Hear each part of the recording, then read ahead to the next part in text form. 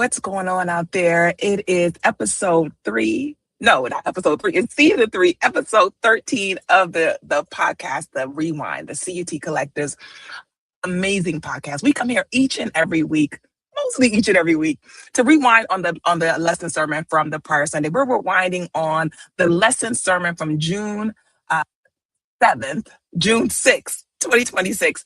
I'm really excited about this because we have Reverend Dr. Derrick B. Wells back in the hot seat. It's been a minute. I know y'all missed us. I missed them. How about that? I just miss talking to my friend. And so what we're going to do today is rewind on the lesson, the compound effect of faith. And I can't wait to dive in here because I'm in that mindset of expanding my success, right? Because we're talking about the spiritual science of success. And so this series has been so powerful because it's time for each and every one of us to hop up off of the train where we're just staying the same and get on the moving train where we are able to grow into our greatness. And so each and every week we rewind on the lesson sermon. And so what I want you to do, we're live right now here, but push this out, share this with your friends, subscribe wherever you're listening. And you guys know this, subscribe, share, you guys know that thing. This is not a novel thing, but I'm really excited to give us that opportunity to help spread this because listen, the thing that happens is that we grow in community, we grow together. And so some of us are out here struggling and to make it, struggling to get things going, struggling to pep up. And maybe what you need is a success team. You need some people that are talking about the same thing, that are rocking with the same idea of greatness. That's what we do here at the Collective, the online community for Christ Universal Temple, based out of Chicago, Illinois, but we are worldwide here as part of the Collective. And so find your tribe, just share. You never know who you connect with that is going to be the one that helps you ignite yourself into that next level. So I want to encourage you to do that. So let's start building more community because we grow together. All right. So without further ado, I'm bringing up the Reverend Dr. Derrick B. Wells, who is the Senior Minister of Christ Universal Temple. Just in case you're tuning in for the first time, what's up, Rev? What's going on, Rev Ree? How are you? I missed you so much. Missed the collective so much. Excited to be plugged back in. Excited to have you. How was your vacation? It was good. It was good. It's important to take those breaks where you need them. Mm-hmm. And I'm really just a lot more conscious of it on the backside of 2 transitions of some close friends in my age, maybe a little bit younger, who just recently made the transitions too soon. Stacey King, Chicago Bulls sports announcer, it's just too soon. So whatever it is that any of us can do to prioritize the facilitation of our complete and total health, we ought to do that. And sometimes that means coming apart so that you can refresh and renew and restore, give your mind, give your emotions, give your body an opportunity to recalibrate itself for the work that's in front of you. You know what I'm saying? In order to make the most of your success, you're gonna need your health to support that. So it was good. It was good. And honey had a good time. So if she's happy, we're happy, and it's all good. And that's right. I'm happy to be back. Yeah, we got. But I think it's a powerful example of demonstrating health because as leaders, often there's so much to do. There's always more to do. And so leading by example, to say that part of the success, right? Part of being successful, part of leading responsibly is to take breaks and to reassure people that, the message is bigger than the messenger. And Absolutely. So, I'm glad that you're able to show that example because it took a minute for me to catch it. I'm still catching it, that you got to step apart and cherish, because the mission we're on is important. The mission that you're on, we're all on this important mission. That's right. But that doesn't mean that you have to, exhaust yourself desperately trying to fulfill it. So that's why I appreciate this series to help us really understand success. Yeah. So there's always the next thing, right? There's always the next thing that needs to be addressed, that needs to be done, that needs our attention. That will always exist, regardless of which areas or directions we're pointing our lives in. But Mhm. I'll never forget what my primary care physician said to me during one of my annual physicals. He said, if you know, I know you're committed to taking care of your people. He said, but if you're not well enough to take care of yourself, you won't be able to take care of them anyway. And that was a pivot point for me. You know, like Yeah. I got a lot more intentional about being consistent with my health routine and my workout routines and things like that. You know, it does not always present itself at the most extreme levels. So, to the extent that we're able to inch by inch, workout by workout, meditation by meditation, um, respite by respite, come apart to give ourselves the opportunity to be the best version of ourselves, so that that greatness Yes. can shine forth. It's absolutely important. Yes, yes, yes, absolutely. So I gave the lesson sermon a couple weeks ago, and I told I people got that I we were got wrapping I got out. I got good reviews on it too. I just Oh, I good, had good, some, good, good. I had somebody hit me uh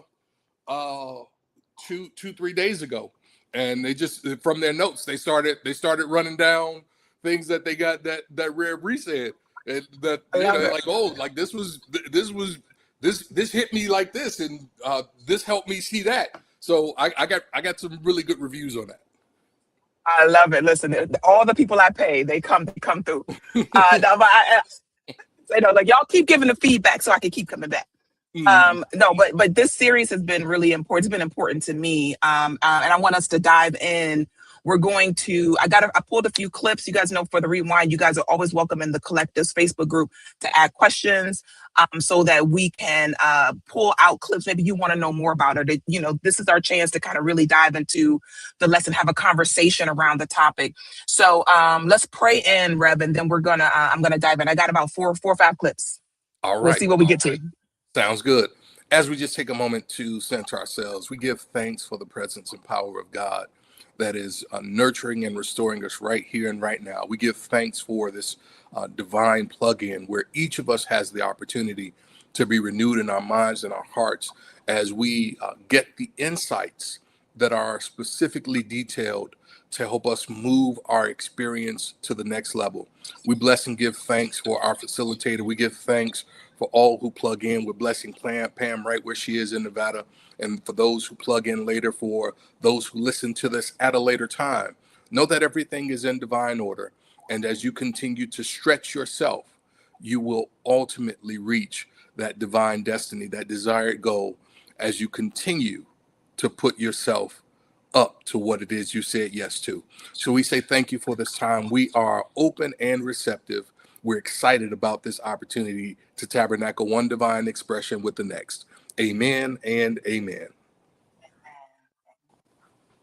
Wonderful, wonderful. So this lesson is the compound effect of faith. Now, I don't know if I'll talk a little bit about what compound interest is, because I know that that's what we're working with. And as a person who's not 20 anymore, I just got out of my 20s. That compound interest is one of those things that you wish you knew as far back as you could know it, and then it's like, Uh-huh, okay, you got to do what uh-huh, you can do. uh-huh, But uh-huh. tell me a little bit, just kind of about compound interest, so that we can tie it into faith. So compound interest means you earn interest not only on your original money, but also on the interest that's been added. Mhm. So the money grows faster over time because the interest compounds. And so each year the interest gets added to the balance, and the future interest is calculated on a larger amount. So the more frequently the interest compounds and the longer the runway for it, the faster the growth.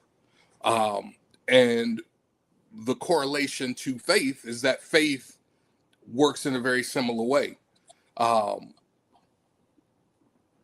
when I exercise the power of faith in one experience, I carry that experience over to the next time I'm faced with something that seems insurmountable.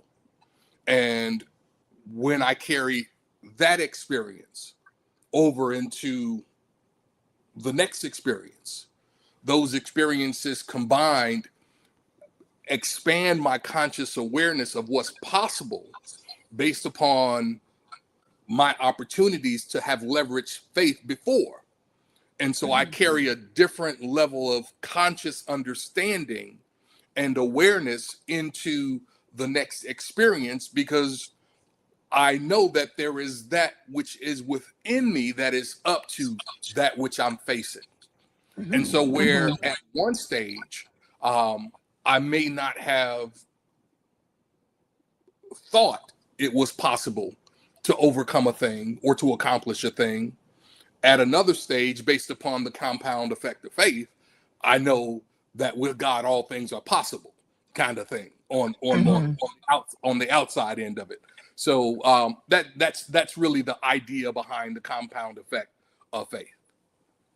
Yeah, it's, those I love to see principle at play, right? And whether we're talking about money, whether we're talking about our spirituality, that the principles apply. The you talked about faith in its different forms. I'm going to play this clip, and I really appreciate this because sometimes I know that I can get into a perfectionist mindset where it's kind of like all or nothing. And so I like how you talk about the progression of faith and how faith represents itself in your experience in different ways. So I'm gonna share this clip and we'll dive in. Okay. Faith is the spiritual capacity by which we may form and shape the ever-present basic element of spiritual substance. In the gospel according to Matthew, he offers that it's done unto us according to our faith. So faith helps determine what happens in our life. Faith is the capacity we use to shape the potential of our lives. And faith is also one of the greatest tools for transformation in our life. But when it comes to faith, all faith is not created equally. So is faith not created equally? You talked about faith is hope, blind faith, and understanding faith. Tell me a little bit, because for faith is hope. Like you said, that faith is hope does the work of keeping us moving forward when we feel like giving up. I know that I've looked at hope and said that it's like I don't know, kind of putting hope down on the spectrum. But talk a little bit about how faith can work when it is difficult. You said when we feel like giving up, how does hope come in? So I don't know if I said it in the lesson, but I refer to faith as hope as kind of the training wheels of faith, right? Because it's grounded in our desire for the outcome, right? It's not necessarily grounded in how I hold the vision for the outcome. The hope is not necessarily grounded in how I move in expectation of the fulfillment of the outcome. It's often just a firm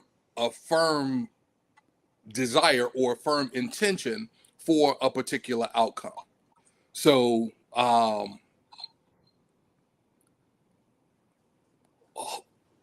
hope is one of the things that would lead me to perhaps do a vision board, right? Because it gives me a practical step that puts me in the vibration of that which I desire to achieve or accomplish.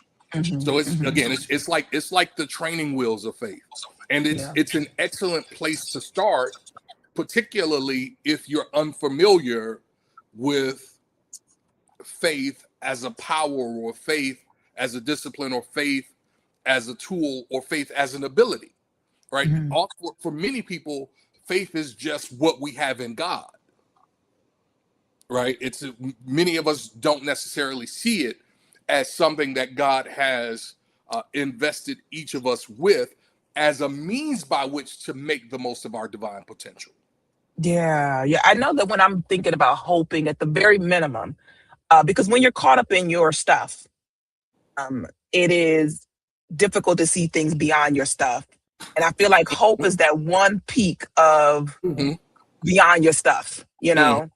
And I think that there's a in the spirit. I know in the spiritual community, it's kind of like to say you hope is not like people will say that you need to have faith. No, you don't need to hope. You need to have faith. And it's like now we are talking the same things. We're talking about levels, right?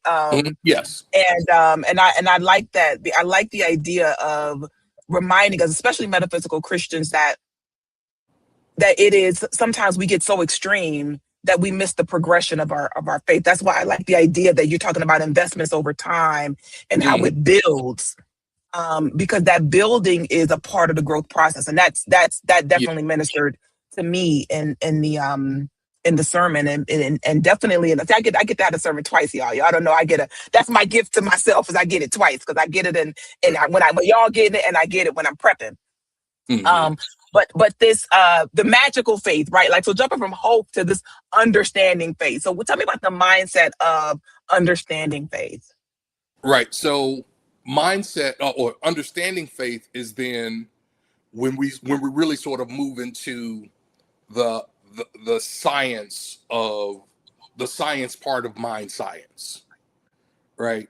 It's when we start to remember the power of mind in action, and when we intentionally realign our our consciousness with the law, right? So understanding faith, as I'm walking through the experience through the understanding faith lens, I have remember to hold to the outcome that I desire in the midst of it not appearing at this point, Mm-hmm.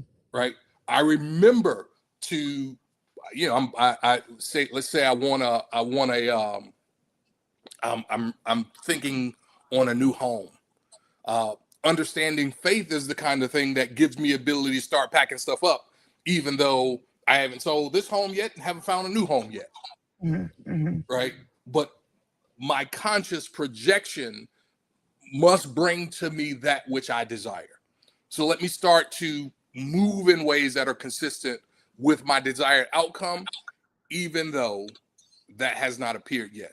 Understanding faith understands the laws of mind in action, right? Consciousness precedes form. That is so I think it's so important to get the distinction, that to say I have faith means I'm doing something. Like, I am, you said, moving because I've accepted and affirmed the desired result. Like, I'm moving now because that's already done in spirit. Yeah. And Well, and I believe that. yeah. Somewhere it says faith without works is dead, right? So if I And if the I life. if I truly have the foundational awareness that this is coming, it's like um I'm responsible, not me, because nobody really wants me to be responsible for this, but I'm responsible for Thanksgiving dinner. Uh-huh. Everybody's coming to my house, right?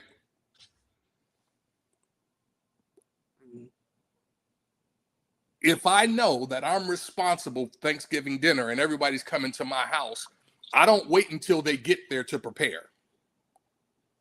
I prepare ahead of time because I know beyond a shadow of a doubt that they are coming, Mm-hmm. right? What appetite. So, yes. So I do the shopping ahead of time. I prepare the food ahead of time. I clean the house ahead of time. I do all of those things ahead of time. If I have that certain family member, I put the valuables away ahead of time, right? Because I know for certain that they're coming. I Uh-huh. understand that they're showing up. So through that understanding, I prepare the way ahead of Yeah. time. Um, And as a result, we're able to have a better experience because even if I cater everything, I have to make sure that I'm prepared for the thing. So I take the necessary action, the necessary courses of action ahead of time because my expectation is that they are going to show up. That is a demonstration of understanding faith, right? Another demonstration of another very practical demonstration of understanding faith is those of us who show up at our respective jobs and do the work for 2 weeks before we get paid, or for a week before we get paid. It's the agreed upon level of understanding that says at the end of this period of time, based upon what you put in, you'll get whatever X is out. But if we didn't have faith that agreement would be fulfilled, many of us would not show up. It's like, absolutely. you know. Absolutely. So I love those demonstrations of faith, because sometimes we don't equate that. Like, there's truly faith when I flick the light switch on. Like, I trust that all that electricity, whatever makes my light come on, whatever has to happen from the street to the here, that it's going to work. I believe that's going to work. And I may not understand how it works, but when it stops working, then I need to, how I have light is going to reflect my understanding. So this is, you talked about, I'm gonna take you to two more clips, because I want to people work with the part that's not working in their life, something that that's not working well. Because sometimes we sit on what we know. I know a lot about what faith is, but am I faithing in certain directions? Am I faithing in different things? So this clip about why we may not be activating our faith, I'm going to play this. This is how I heard it, and then how to shift your mind, how to shift your awareness to go from doubting and sitting still to actively moving in faith. So we're going to take some grand leaps here in these next 20 minutes together. Here we go. When I don't change, it's because I believe the payoff for staying the same is greater than the payoff of my possibility. Now, faith is attempting to pull me into my possibility. No, I'm supposed to just run it back so quick, but I got to run that back. You got to hear that one more time. When I don't change, it's because I believe the payoff for staying the same is greater than the payoff of my possibility. Now, faith is attempting to pull me into my possibility. Because faith is the perceiving power of the mind linked with the power to shape substance. Faith is the substance of things hoped for, the evidence of things not seen. So faith is trying to pull me into something that does not presently appear for me. And when I elect to stay the same, I'm saying my faith is better used to keep me right where I am than it is to help me stretch into my divine potential. I almost clicked the button to end the stream. I swear I did. It's like that statement right there is all right. So let me go with the first part that you opened up on. You opened and closed with some uppercuts. When we don't change, it's because we believe the payoff for staying the same is greater than the payoff of the possibility. So talk to me a little bit more about this, like the payoff of the possibility versus the payoff of staying the same. You're saying we get something out of staying the same. For sure. Oh, no question. Right? Whether it's confirmation or affirmation of identity, right? Like I see and this is so for all of us. Like if there is an experience that I have that's inconsistent with my identity, either my identity has to evolve to support that experience, or I no longer entertain that experience. Right? Let's say I get into a romantic relationship with someone who is verbally abusive, And I don't see myself as someone who tolerates verbal abuse.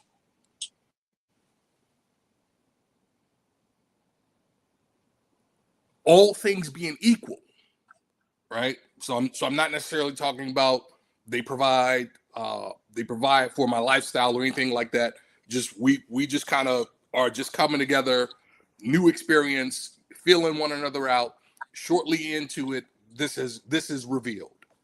I don't see myself as someone who lets anybody talk to me like that, much less somebody I'm trying to be into or grow into a romantic relationship with. More than likely, I'm going to distance myself from that relationship because the relationship no longer matches my identity. It's no longer consistent with how I see myself, right?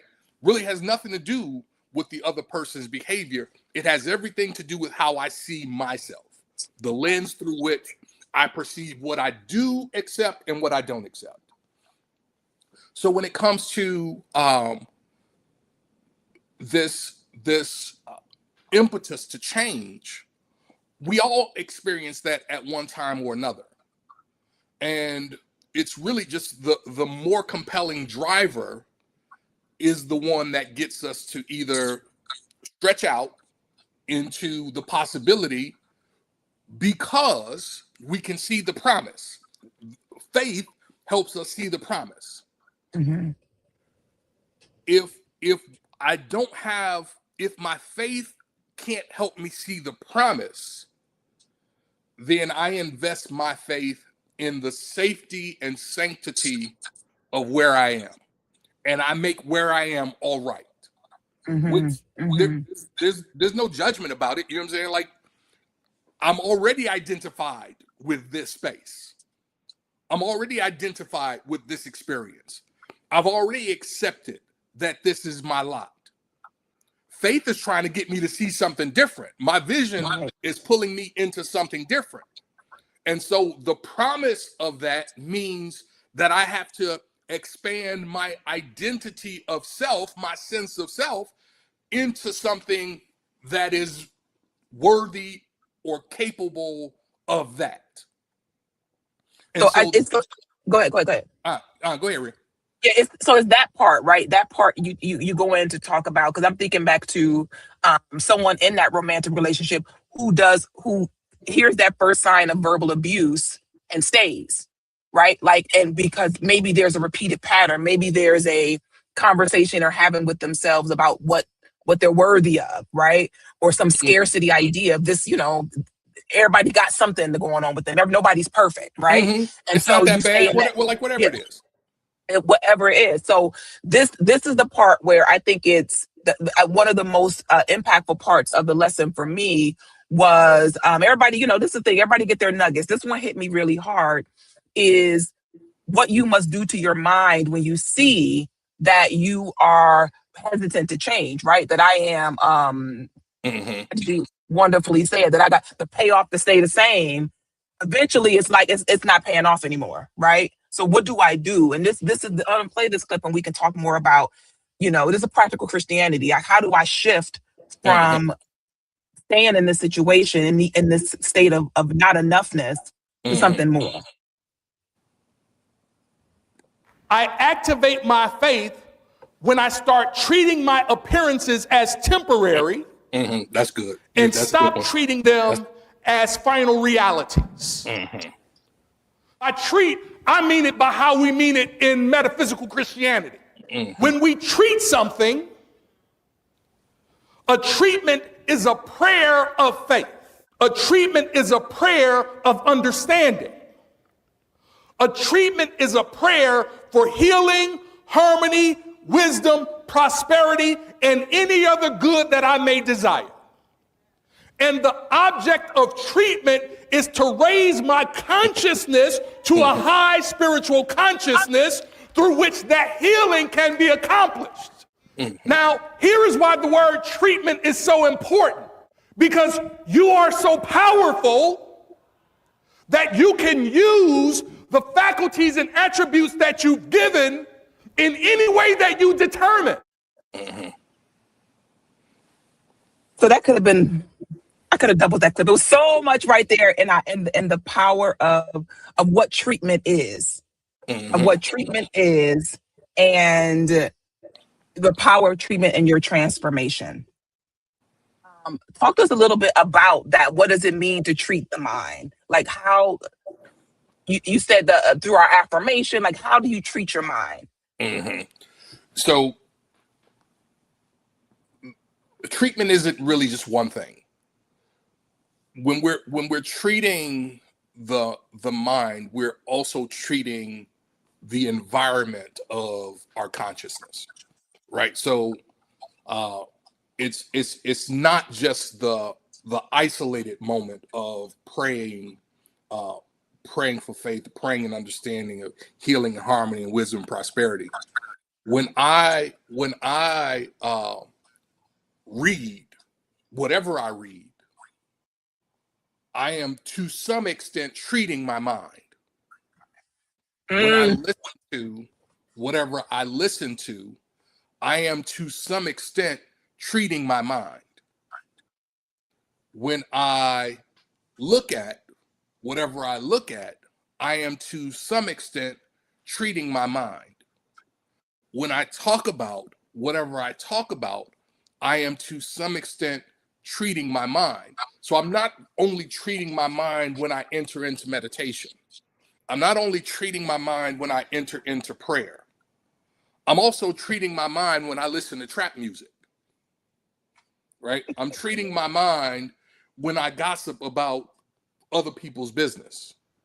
I'm treating my mind when I'm looking at the news, and I'm obviously subject to the same gas prices, but I'm treating my mind when I'm giving my attention over to how difficult things are, or how this is the most divided we've ever been.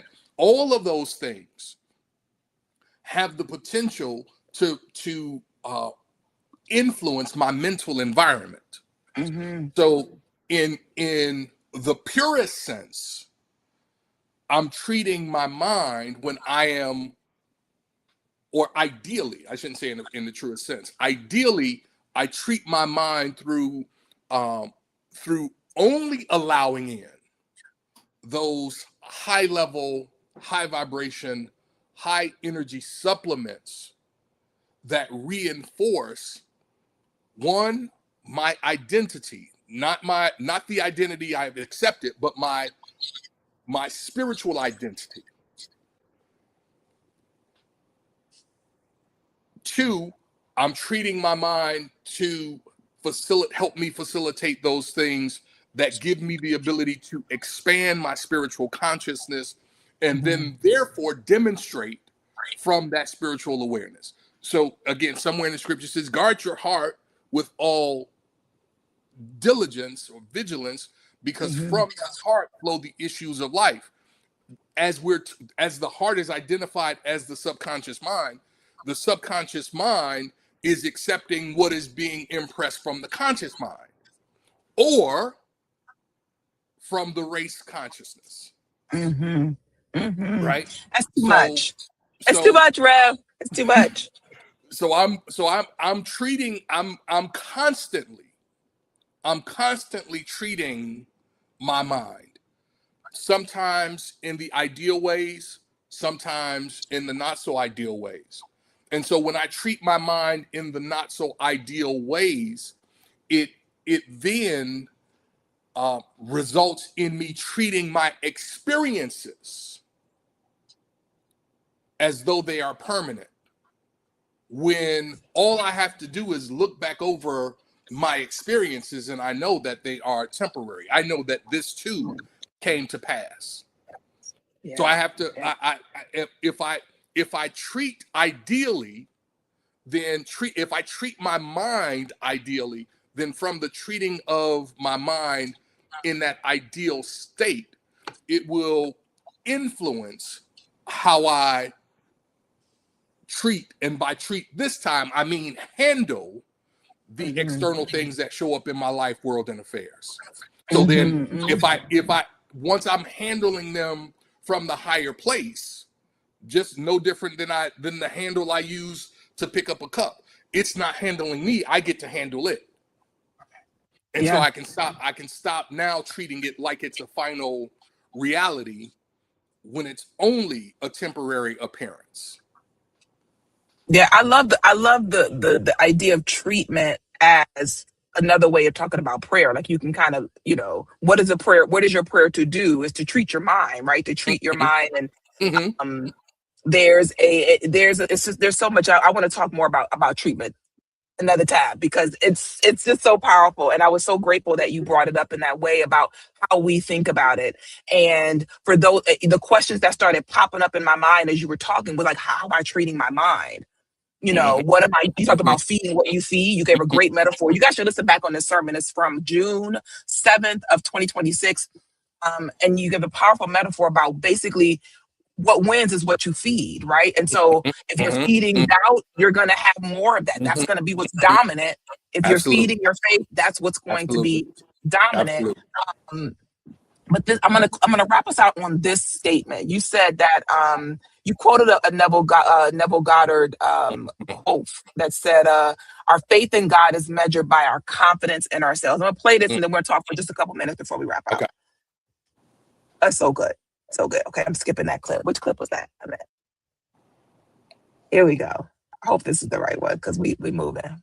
If I have confidence in myself as an extension of my faith in God, it really doesn't matter how many times you tell me no.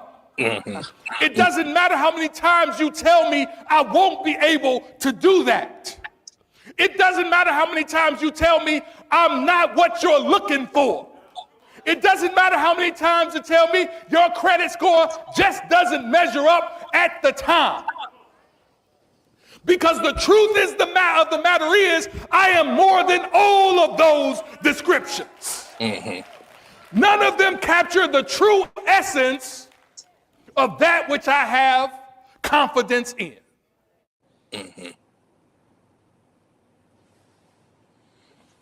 So our faith in God is measured by our confidence in ourselves.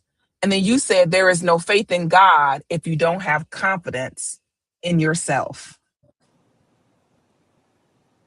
Okay. Okay. That is a pass. That's a pass to play. I mean, literally, like I've been chewing on that a lot because then I think like, okay, I got to think about this because this is the science of the spiritual science of success. So that means that I got to think this thing through because I can get to an exact result. And if I am not experiencing my desire, right? That's what we say, X plus Y equals Z. If I'm not experiencing that, then what other part of the equation is off? My confidence in myself, because God can only move through who I say I am. And then we go back to treatment, which is I might need to treat my mind so that I can remember. Well, I see what you did there, Ram. So I read, and I don't know if I don't think I intentionally do this like this. I don't think I do, but I must. I don't know. But in what I find is that in every lesson there's a through line. I connect the dots. You know what I'm saying? Maybe that's just how I am in my personal life. So that's how it also manifests in my teaching and preaching. But yes, the dots connect. It's got to make sense to me as I'm putting it together. You know what I'm saying? So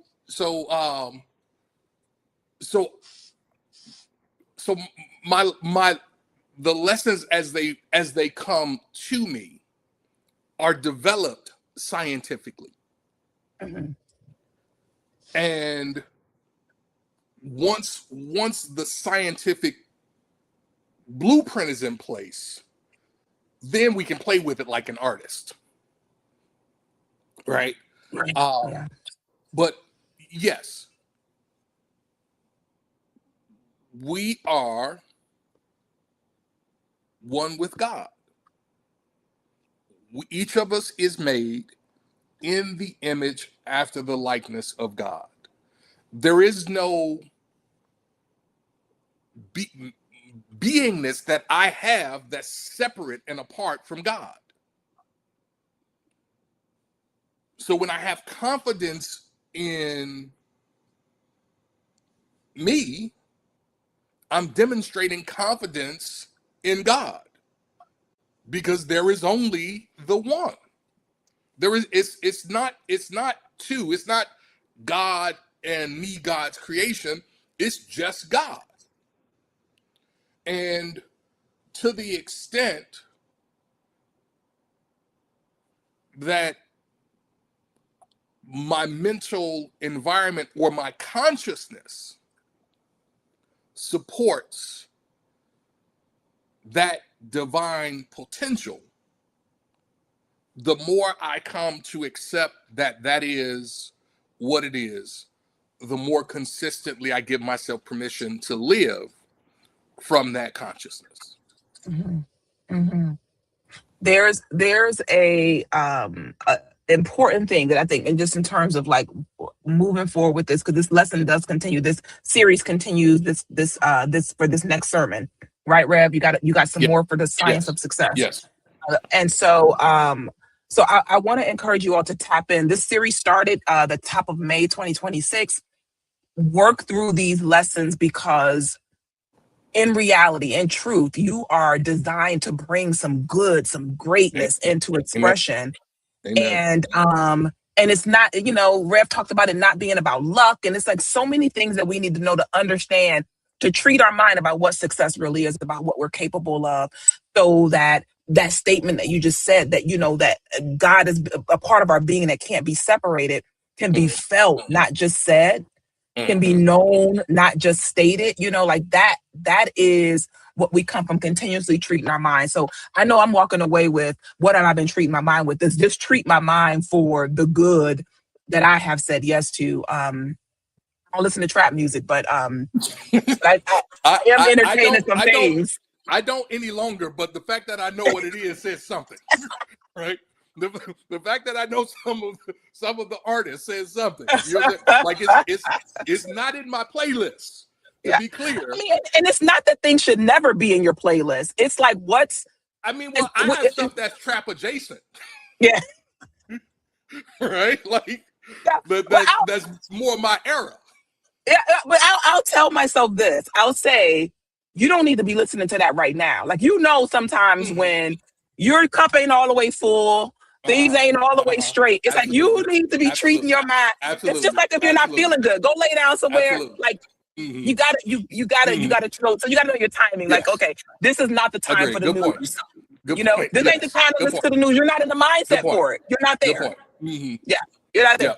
So no slight to trap music. No slight to the news even. Right. No slight to the news. I know we give the news a bad rap sometimes. No slight to it. But you got to know when you need to eat that. You got to know if you have enough going on to be able to see it rightly. So again, a whole other podcast we could do for that one. But I want to thank you so much, Rev. Thank you for making the time. I know that you have a busy schedule. We are all managing so many facets of our lives and trying to show up. You talking about being healthy, taking vacations.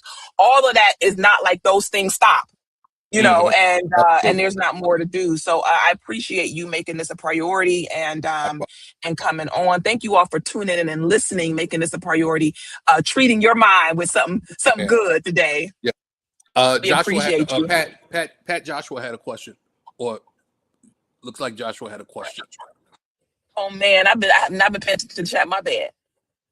How can I join Zoom? Okay, how can I join online via Zoom? This isn't on Zoom, but you're probably talking about a workshop that's getting ready to happen. And so we're going to pop off and you'll be able to see that workshop. Thank you all, Cheryl and Diane, for chatting along. Pamela, for sure, always for chatting along. We appreciate the chat. I apologize. I usually have my eye right on the chat. I would have been able to pull you guys in. But I'm going to wrap us out, and I'm grateful for you all for tapping in. For those who are listening to the recording, thank you for listening. Let me know if you're getting something out of this. This collective online is a place where we can dialogue in our Facebook group. Just look it up, the CUT Collective, and join in with us. I'm going to just give thanks and praise for Amen. it all, knowing that you heard what you needed to hear and you're able to move on what you heard, because faith without action is dead. And so we're just going to be active in our faith today. We're going That's to work it out amen. and bless you Thank in you, that. Reverend. Bless you in that. Thank Thank you, you. Rev. Thank you. Thank you. It is my pleasure and my honor to be here. Wrap us up. God bless you all. Have a beautiful, love-filled, and joyful day. Peace and blessings.